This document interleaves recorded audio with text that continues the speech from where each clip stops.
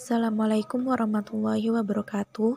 Kami dari kelompok 9 akan menjelaskan tentang sumber daya alam di Indonesia. Dosen pengampu Ellen Artono Nurdin, SPD MPD.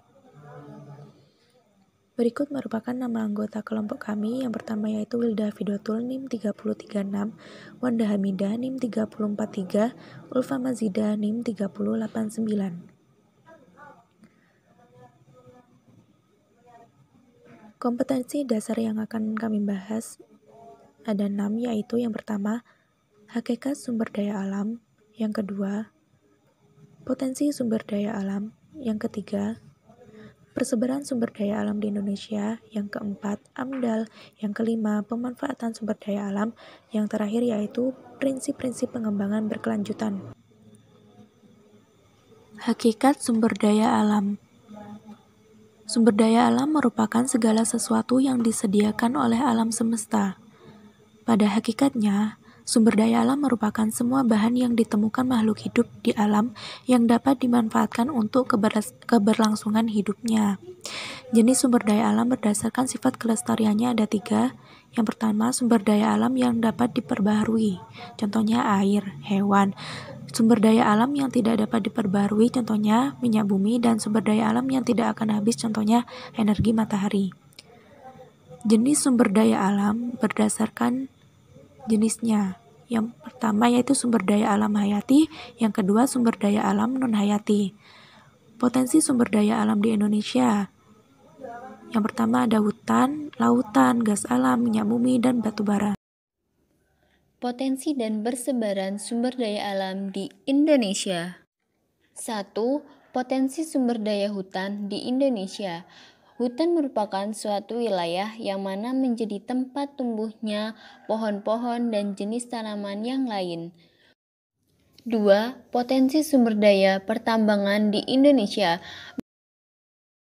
3. Potensi sumber daya kelautan di Indonesia. Analisis mengenai dampak lingkungan atau AMDAL. 1. Tujuan dan fungsi AMDAL.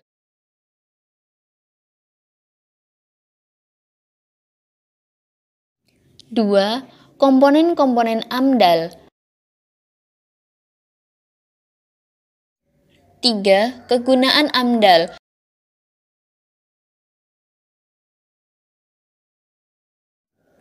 4. Peranan AMDAL.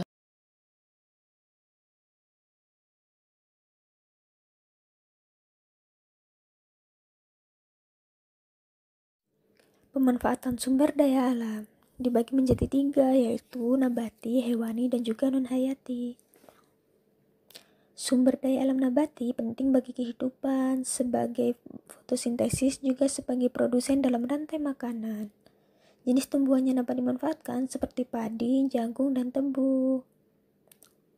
Selain itu juga terdapat kayu jati dan kayu mahoni sebagai bahan bangunan.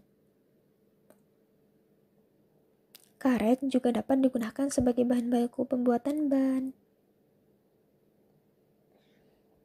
Bahkan ada juga tumbuhan yang dapat dimanfaatkan sebagai obat-obatan. Selanjutnya, sumber daya alam hewani yang manfaatnya banyak juga bagi kehidupan, termasuk produsen dalam rantai makanan. Terdapat juga susu dari sapi dan kambing yang baik untuk kesehatan.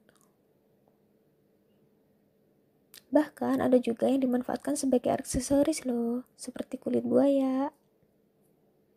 Sumber daya alam non-hayati yang tidak akan ada habisnya dan juga banyak manfaatnya untuk kehidupan. Seperti air yang merupakan kebutuhan utama makhluk hidup. Dan juga terdapat angin.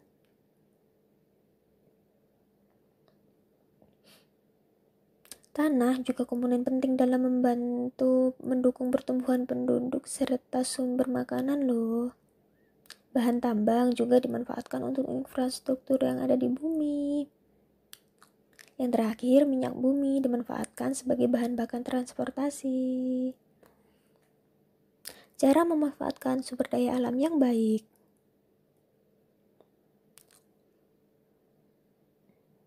Prinsip-prinsip pengembangan berkelanjutan, prinsip ekonomi, energi, dan juga pada diri sendiri. Pertama, prinsip ekonomi.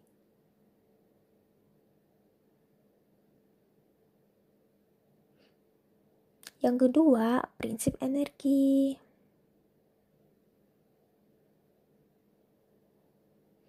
Dan yang ketiga, prinsip diri sendiri yang harus diterapkan agar ekosistem tidak punah. Berikut merupakan kesimpulan dari materi yang telah dijelaskan.